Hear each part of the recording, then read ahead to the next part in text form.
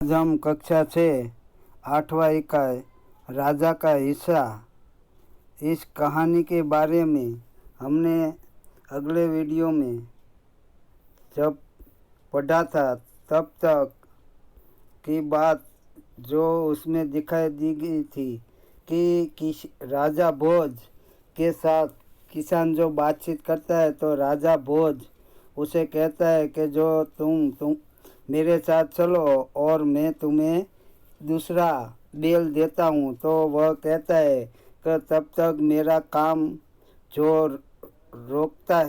रुकेगा तो उसकी भरपाई कौन करेगा। तो वह राजा भोज उसे किसान को कहते हैं कि आप अपनी पत्नी को रथ के पास भेज दो, वहाँ मैं उसके साथ जाए और उसे मैं बेल दे दूंगा। तो उसकी पत्नी उसके रथ के पास जाती है और बेल लेने की बात करती है। तो वहाँ रथ में बैठी हुई स्त्री कहती है कि जो मेरे पास बेल है वह तो शक्तिशाली है और तुम्हारा बेल कमज़ोर है। तो तुम ऐसा करो कि मैं तुम्हें 2 बेल देता हूँ जिससे आपका काम हो जाएगा। तो यहाँ तक हमने इस कहानी को पढ़ा था। तो किसान इस बात पर राजी हो गया और राजा भोज हल में जुट गए और किसान की पत्नी रथ के पास चली गई और रानी को सारी बात बताई। तो जब तक उसका काम रुका हुआ रोकना पड़ेगा तो वहाँ राजा कहता है कि भाई तुम्हारी पत्नी की जगह मैं जुट जाऊँगा तो और तुम्हारी पत्नी को भेजो। तो यहाँ तक और उसके बाद आगे किसान बोला फिर तुम ही बताओ मैं क्या करूं, क्योंकि किसान सारी बात करता है कि भाई मेरे पास तो बेल नहीं है इसलिए मैं ऐसा काम करता हूं। किसान इस बात पर राजी हो गया। किस बात पर? तो कि किसान ने राजा भोज को कहा कि भाई काम जब तक रुके तो उसकी जगह आपको मेरे हल के साथ जुटना पड़ेगा। और राजा भोज उसकी पत्नी के जगह वह जुट जाते हैं और इस बात से किसान राजी हो जाता है। रानी ने जो पूरी बात कहती कि तुम्हारा कमज़ोर बेल की जगह तुम 2 बेल ले जाओ, तो वह 2 बेल लेकर आती है। जब इस बात का किसान को जब पता चलता है कि यह कोई दूसरा व्यक्ति नहीं खुद राजा भोज है तो वह उसकी माफ़ी मांगता है।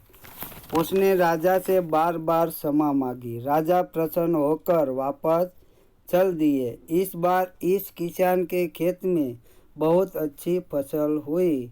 उसके आश्चर्य का ठिकाना न रहा जब उसे देखा कि खेत के जितने हिस्से को राजा भोज ने जोता था उसमें मोती उगे थे, बाकी के हिस्से में उम्दा किस्म के गेहूँ उगे थे। तो किसान को आश्चर्य होता है कि भाई जिस जगह राजा भोज ने यह फसल बोई थी तो उसी जगह मोती उगे और जिस जगह उसने खेत में फसल बोई थी तो उसमें किस्म यानी कि उम्दा अच्छे प्रकार के पाक बीज होता है। किसान बहुत प्रसन्न हुआ। किसान ने सारे मोती इकट्ठे किए और राजा भोज के पास जा पहुंचा। उसने सारे मोती राजा भोज के चरणों में रख दिए और राजा को सारा किस्सा सुनाया। किसान ने जहाँ उसके खेत में जो मोती उगे थे तो सारे मोती इकट्ठे करके राजा भोज के पास पहुंच जाता है और राजा भोज के चरणों में रख देता है और उसे वह किसान राजा को सारा किस्सा यह जो घटना हुई थी वह सारा किस्सा उसे सुनाता है। राजा ने कहा यह मोती तुम्हारे खेत में उगे हैं, इन पर तुम्हारा हक है। उन्हें तुम्ही अपने अधिकार में रखो। राजा कहते हैं ये मोती तो तुम्हारे खेत में उगे हैं, उन पर तुम्हारा हक है, इसलिए तुम अपने अधिकार यानी कि तुम्हारे पास रखो। नहीं महाराज, यह आपके परिश्रम का प्रताप है। वह किसान कहता है कि जो आपने परिश्रम यानी कि मेहनत की थी, इसलिए उस जगह पर ही मोती उगे थे, इसलिए मैं उन्हें नहीं ले जाऊंगा। वह कहता है राजा भोज से कि भाई परिश्रम यानी कि मेहनत तो आपने की थी, इसलिए ये मोती तुम रखो, मैं नहीं ले जाऊंगा। मेरी प्रार्थना है कि आप इन्हें राजकोष में जमा कर ले और गरीबों की भलाई के लिए काम में ले। किसान ने प्रार्थना की। किसान राजा से कहता है कि भाई यह मोती है, ये राजकोष में आप जमा कर ले और राजकोष में रखे और गरीब की भलाई के लिए काम में उसका उपयोग करे। ऐसी प्रार्थना किसान करता है।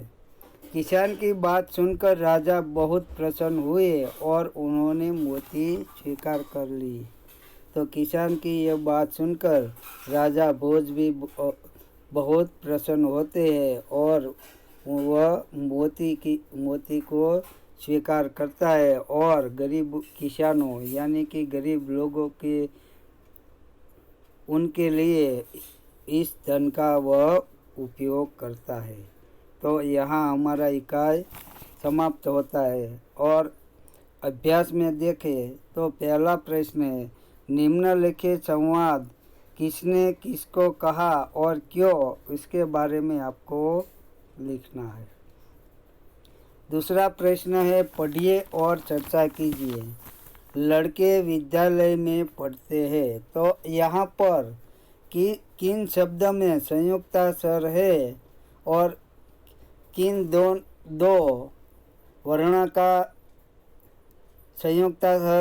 संयुक्ताक्षर है उसको आपको लिखना है। देखिए पहला वाक्य, लड़का विद्यालय में पढ़ते हैं, तो विद्यालय, तो ध में द और य का संयुक्ताक्षर है, इसलिए द वत्ता य यानी कि विद्यालय। दूसरा है, भिखारी द्वार पर खड़ा है, द्वार, तो द के लिए द वत्ता व यानी कि द और व से बनता है द्वार।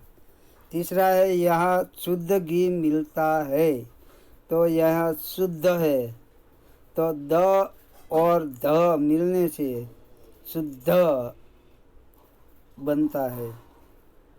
चौथा है, अशोक चक्र हमारा राष्ट्रीय चिन्ह है, तो यहाँ पर चिन्ह, तो ह वत्ता न और उनसे बनता है चिन्ह, ह वत्ता न लगता है। पांचवा है, एक ब्राह्मण पूजा कर रहा था, तो संयुक्ताक्षर है यहाँ पर ह और म, ब्राह्मण, तो ह और म का उच्चार होता है, तो ह और म छोड़ने से ब्राह्मण शब्द बनता है। छठा है, बनवीर का उद्देश्य राजगादी पाने का था, तो देखिए, तो द वत्ता द बराबर उद्देश्य बनता है। तीसरा प्रश्न है, प्रश्नों का उत्तर दीजिए, तो आपको इन प्रश्नों का उत्तर आपको लिखना है। और उसके बाद आता स्वाध्याय में पहला प्रश्न है, प्रश्नों के उत्तर लिखिए, वो आपको लिखना है। और दूसरा है, राजा भोज के बारे में 5-6 वाक्य लिखिए। तो इन पाठ में राजा भोज का चरित्र कैसा था, उनका स्वभाव कैसा था, उन्होंने क्या कार्य किया, ठीक है, वही आपको 5-6 वाक्य राजा भोज के बारे में इस प्रकार लिखना है। तीसरा प्रश्न है, सही जोड़ मिलाइए। यहाँ मुहावरे और उनके अर्थ दिए हैं, जो सभी इस इकाई में नहीं दिया है, तो मैं आपको यह तीसरा प्रश्न कराता हूँ, ध्यान से देखना और टिक कर लेना। आँख खुलना, आँख खुलना यानी कि आँख खुलना यानी कि सही बात का ज्ञान होना।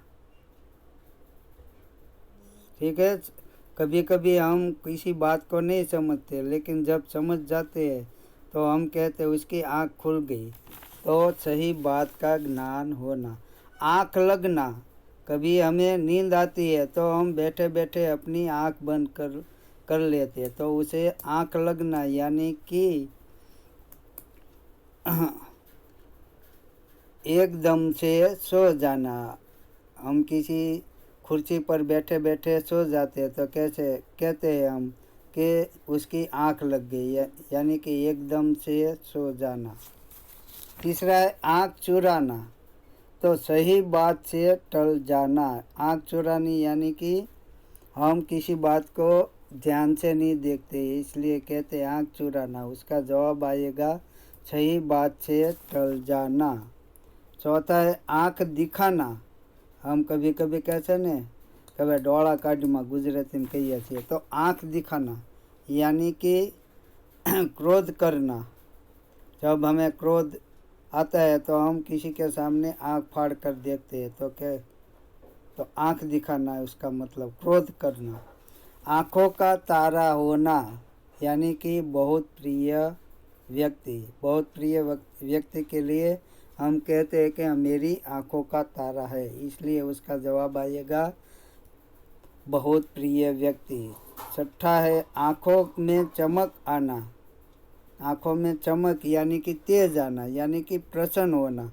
जब हमारे घर पर कोई प्रसंग होता है तो हमारी आँखों में एक प्रकार की चमक आती है, यानी कि हम मन प्रसन्न होते हैं। तो इसी प्रकार मुहावरे का अर्थ बनेगा। उसके बाद का प्रश्न है चौथा, उपयुक्त मुहावरे का वाक्य प्रयोग कीजिए। जो मैंने जो वाक्य कहा वह उसका वाक्य प्रयोग भी हो गया था। उसके बाद का प्रश्न है निम्नलिखित विशेषण है उन शब्दों का वाक्य में प्रयोग कीजिए। 1 प्रजावत्सल्य, बड़ा, होनहार, मीठा, मेहनती। यहाँ संख्या, गुण, ये सभी उनकी विशेषता है, उनका आपको वाक्य में प्रयोग करना है। उसके बाद का छठा प्रश्न है कि चित्र का वर्णन कीजिए और लिखिए। आपको यह चित्र देखकर उसका वर्णन लिखना है। उसके बाद का प्रश्न 7वां है निम्नलिखित परिच्छेद का अपनी मातृभाषा में अनुवाद कीजिए, यानी कि हिंदी में जो वाक्य पैराग्राफ दिया है उनको आपको गुजराती में लिखना है।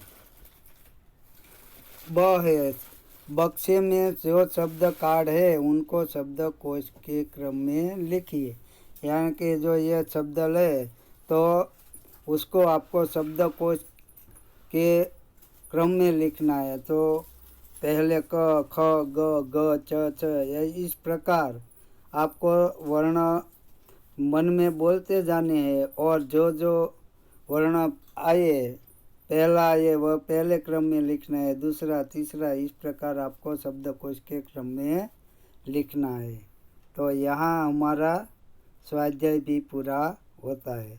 और उसके बाद का जो पुनरावर्तन 2 है उसका अभ्यास हम अगले वीडियो में करेंगे।